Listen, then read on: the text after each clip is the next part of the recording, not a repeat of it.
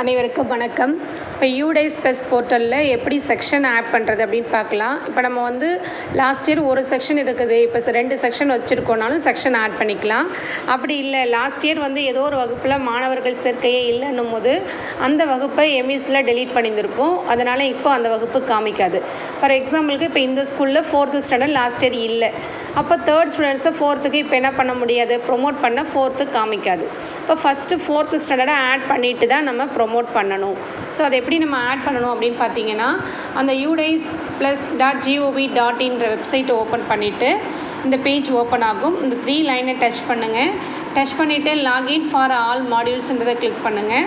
அதை கிளிக் பண்ணிங்கன்னா நமக்கு இந்த ஐகான்ஸ்லாம் காமிக்கும். இதில் நம்மளுடைய ஸ்டேட்டை வந்து நம்ம செலக்ட் பண்ணணும். ஸோ செலக்ட் பண்ணிவிட்டு கோ அப்படின்னு கொடுத்தோம் அப்படின்னா யூசர் நேம் பாஸ்வேர்டு கேட்கும். அதில் நம்ம ஸ்கூலோட யூசர் நேம் பாஸ்வேர்ட் போடணும். இதில் போய்ட்டு நம்மளோட ஸ்கூலோடைய யூசர் நேம் பாஸ்வேர்ட் போட்டுட்டு கேப்சர் போட்டு லாகின் பண்ணணும். லாகின் பண்ணோம் அப்படின்னா இந்த பேஜ் ஓப்பன் ஆகும். இதில் ஆரஞ்சு கலரில் கொடுத்துருக்குற 2024-25ன்றதை டச் பண்ணணும். ஸோ இதை டச் பண்ணதும் நம்ம ஸ்கூல் டீட்டெயில்ஸ் இங்கே காமிக்கும். அதை க்ளோஸ் கொடுத்துட்றோம். இங்கே சைடு ஹெட்டிங் பார்த்திங்கன்னா நம்ம ப்ராக்ரஸ் அண்ட் ஆக்டிவிட்டீஸில் போயிட்டு தான் நம்ம டீட்டெயில்ஸ் அப்டேட் பண்ணுவோம். இப்போ நம்ம பண்ண போகிறது செக்ஷன் தான் ஆட் பண்ண போகிறோம். அதுக்கு செக்ஷன் மேனேஜ்மெண்ட்டை டச் பண்ணணும்.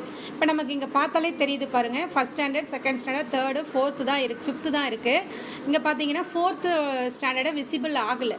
அப்போ நம்ம 4th ஸ்டாண்டர்டை ஆட் பண்ண பிறகு தான் இந்த ப்ராக்ரஸிவ் ஆக்டிவிட்டீஸை செய்யணும். சரிங்களா? இப்போ வந்து நம்ம செக்ஷன் மேனேஜ்மெண்ட்டை டச் பண்ணுறோம். டச் பண்ணிங்கன்னா இந்த இடத்துல ஆட் செக்ஷன் அப்படின்னு வரும்.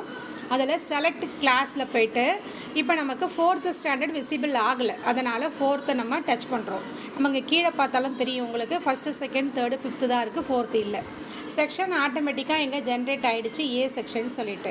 அதுக்கப்புறம் இங்கே பார்த்தீங்கன்னா செக்ஷன் அலைஸ் அப்படின்னு கொடுத்துருக்காங்க இல்லைங்களா, அதில் என்ன டைப் பண்ணணுன்னா நம்ம ஸ்கூலோட மீடியம். ஸோ நம்ம ஸ்கூல் வந்து தமிழ் மீடியம்ன்றதுனால தமிழ் அப்படின்றத டச் பண்ணுறோம். டைப் பண்ணிவிட்டு ஆட் செக்ஷன் அப்படின்றத கொடுத்தோம் அப்படின்னா நமக்கு இப்போ கிளாஸ் 4ல் ஏ செக்ஷன் வந்து ஆட் ஆகிடுச்சு. ஓகேங்களா? இப்போ இதுக்கப்புறமேல்ட்டு தான் நம்ம இந்த ப்ராக்ரஷன் ஆக்டிவிட்டீஸில் போய்ட்டு ரிவர்ஸில் இந்த கோ கொடுத்துட்டு 5th ஸ்டாண்டர்ட்லேருந்து நம்ம என்ன பண்ண போகிறோம், ரிவர்ஸில் வர போகிறோம். ஏன்னா இந்த ஸ்கூலில் லாஸ்ட் டெர்மினல் கிளாஸ் வந்து 5th. ஸோ அதனால் 5th ஸ்டார்ட் பண்ணி கோ கொடுத்து 5thலேருந்து நம்ம ஸ்டூடெண்ட்ஸ் டீட்டெயில்ஸ் அப்டேட் பண்ணி ரிவர்ஸில் வரணும்.